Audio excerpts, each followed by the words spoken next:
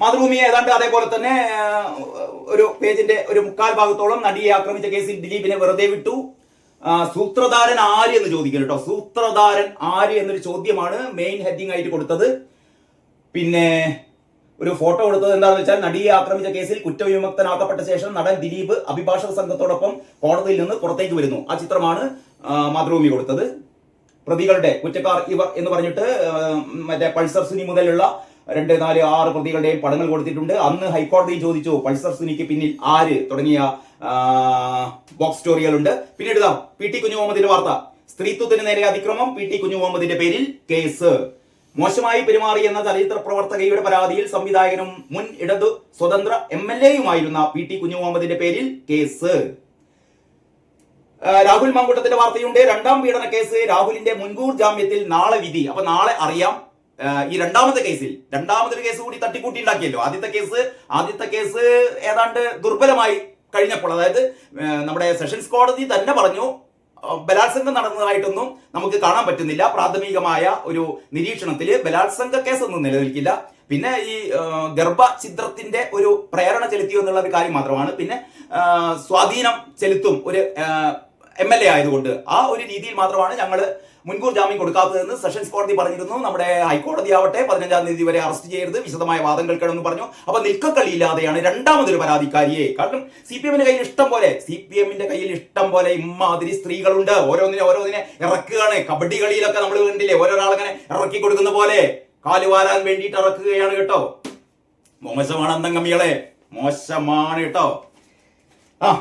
ഏതായാലും രാഹുലിന്റെ മുൻകൂർ ജാമ്യത്തിൽ നാളെ വിധി. രാഹുൽ മാങ്കൂട്ടത്തിൽ പ്രതിയായ 2ാമത്തെ ലൈംഗിക പീഡന കേസിലെ മുൻകൂർ ജാമ്യ ഹർജിയിൽ തിരുവനന്തപുരം അഡീഷണൽ ജില്ലാ സെഷൻസ് കോടതി ബുധനാഴ്ച വിധി പറയും. അതുവരെ കർശന നടപടികൾ പാടില്ല എന്ന് കോടതി പോലീസിന് നിർദ്ദേശം നൽകിയിരിക്കണം. അതുവരെ കർശന നടപടികൾ എന്നുകൊണ്ട് ഉദ്ദേശിച്ചത് അതിന്റെ ഇടയിൽ രാഹുലിനെ എന്ത് ചെയ്യാൻ പാടില്ല, അറസ്റ്റ് ചെയ്യാൻ പാടില്ല എന്ന് തന്നെയാണ്. പക്ഷേ സെഷൻസ് കോടതിക്ക് അറസ്റ്റ് ചെയ്യാൻ പാടില്ല എന്ന ഒരു ഉത്തരവ് സെഷൻസ് കോടതിക്ക് എടുക്കാനുള്ള അധികാരമില്ല. അതുകൊണ്ടാണ് അവർ പറഞ്ഞത് കർശനമായ നടപടികളൊന്നും പാടില്ല. അപ്പൊ തീർച്ചയായും ഈ വിധി വരുന്നവരെ, മുൻകൂർ ജാമ്യ അപേക്ഷയിലുള്ള കോടതിയുടെ വിധി വരുന്നതുവരെ രാഹുൽ മാങ്കൂട്ടത്തിലിനെ അറസ്റ്റ് ചെയ്യാൻ പാടില്ല എന്ന് തന്നെയാണ് സെഷൻസ് കോടതിയും പറഞ്ഞത്. അപ്പോൾ രാഹുൽ മാങ്കൂട്ടത്തിനെതിരെ കുരച്ച് ചാടിയവർ കുര തൽക്കാലം നിർത്തിയിരിക്കുകയാണ്.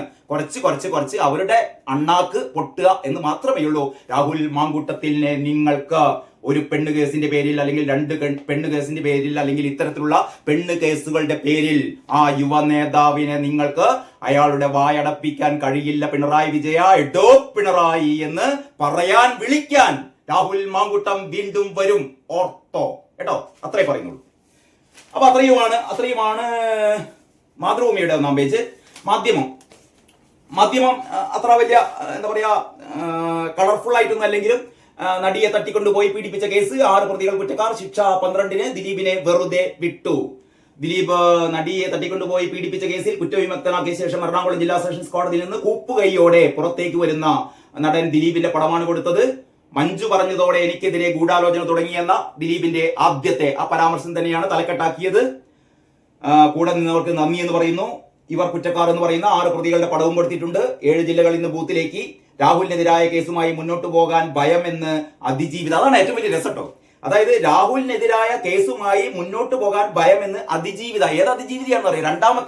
രണ്ടാമത്തെ പരാതിക്കാരി പറയുന്നു രാഹുലിനെതിരായ കേസുമായി മുന്നോട്ട് പോകാൻ തനിക്ക് ഭയമാണ് എന്ന്. അതായത് 2023-ൽ സംഭവിച്ച ഒരു കാര്യം പറഞ്ഞിട്ടാണ് ഇപ്പം 2ാമത്തെ പരാതി കൊടുത്തത്. ഒരു റിസോർട്ട് കൊണ്ടുപോയി തന്നെ പീഡിപ്പിച്ചു, തന്നെ I want to rape you, എനിക്ക് നിന്നെ ബലാത്സംഗം ചെയ്തേ തീരൂ എന്നൊക്കെ പറഞ്ഞിട്ടാണ് അത്രേ.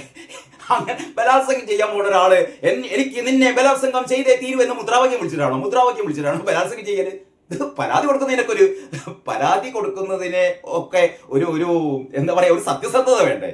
എന്തെങ്കിലും ആവട്ടെ, പരാതി ഉള്ളതോ ഇല്ലാത്തതോ ഒക്കെ കോടതി തീരുമാനിക്കട്ടെ. ഏതായാലും ഈ അതിജീവിത പറയുന്ന ഏറ്റവും വലിയ കള്ളത്തരം എന്താണെന്ന് പറയുക, കള്ളത്തരമാണെന്ന് എനിക്ക് തോന്നിയൊരു കാര്യം. അതായത് ഈ അതിജീവിത പറയാണ്, അല്ലെങ്കിൽ അതിജീവിത എന്ന് പറയണോ വേണ്ടോ എന്ന് വേറെ കാര്യം. ഈ പരാതിക്കാരി പറയുകയാണ്, ഞാൻ ഇതുവരെ എന്തുകൊണ്ട് 2023-ലെ സംഭവം ഇപ്പോ, അതായത് പറയുന്നത് ഇവിടെ റിസോർട്ട് കൊണ്ടുപോയിട്ട്, എന്തിനാ റിസോർട്ട് കൊണ്ടുപോയത്? കല്യാണത്തെ കുറിച്ച് ആലോചിക്കാൻ വേണ്ടിയിട്ടാണ് എവിടെ പോയത്? റിസോർട്ടല്ല, ഹോം സ്റ്റേയിൽ പോയ ഉടനെ തന്നെ വാതിലടച്ചിട്ട് കേറി ചാടി വീഴുകയാണ് അത്രേ. ഈ പരാതിക്കാരിയുടെ മേലേക്ക്. എന്നിട്ട് വളരെ ക്രൂരമായി അവിടെയും ഇവിടെയൊക്കെ മുറിവുകളൊക്കെ ഉണ്ടായി, ശ്വാസം മുട്ടി പിടഞ്ഞു. എന്നിട്ടും നിർത്തിയില്ല. I want to rape you എന്ന് പറഞ്ഞിട്ട് റേപ്പ് ചെയ്തു, ശ്വാസം മുട്ടി. അതൊക്കെ കഴിഞ്ഞിട്ട് ആ വണ്ടി തന്നെ തിരിച്ചു കൊണ്ടുപോയി വിട്ടു. എന്നിട്ട് വീണ്ടും പറഞ്ഞു, എന്നാ പിന്നെ നമുക്ക് കല്യാണം കഴിക്കാലോ, നമുക്ക് കുഞ്ഞു വേണ്ടേ എന്നൊക്കെ ചോദിച്ചു എന്നൊക്കെ പറഞ്ഞിട്ട് ഒരു പരാതി കേട്ട നമുക്കൊന്ന് വിശ്വസിക്കാൻ തോന്നണ്ടേ അത്തരത്തിലുള്ള ഒരു സാധനം. എന്നിട്ട് പറയാണ് 2023 സംഭവിച്ച ആ കാര്യം എന്തുകൊണ്ട് നേരത്തെ പരാതിപ്പെട്ടില്ല, പേടിയായിരുന്നു. എന്നിട്ട് ഒരു ഏറ്റവും വലിയൊരു കള്ളത്തരം തെളിഞ്ഞത് എന്താണെന്നറിയോ? അതായത് രാഹുലിനെതിരെ ആദ്യത്തെ പരാതിക്കാരിയുടെ കാര്യത്തിൽ തന്നെ ആ പരാതിക്കാരിക്കെതിരെ ഒരുപാട് സൈബർ, അതിന്റെ പേരിലൊക്കെയാണല്ലോ രാഹുൽ ഈശ്വറിനെ പിടിച്ചകത്തിട്ടത്. അപ്പോൾ രാഹുൽ ഈശ്വറിനെ പോലുള്ള ഒരുപാട് പേര് ഈ പരാതിക്കാരിക്കെതിരെ സൈബർ ആക്രമണം നടത്തുന്നത് പേടിച്ചിട്ടാണ്. 2023 ഇങ്ങനെ ഒരു സംഭവം ഉണ്ടായപ്പോ ഈ 2025 അവസാനം ഈ ഒന്നാമത്തെ പരാതിക്കാർക്കെതിരെ ഉണ്ടായിരുന്ന സൈബർ ബുള്ളിങ്ങിനെ കുറിച്ച് 2023 ആദ്യം ഈ പരാതിക്കാർക്ക് എങ്ങനെയാണ് അറിവുണ്ടായത്? കള്ളത്തരം പറയുന്നതിന് ഒരു ഉളുപ്പ് വേണ്ടേ?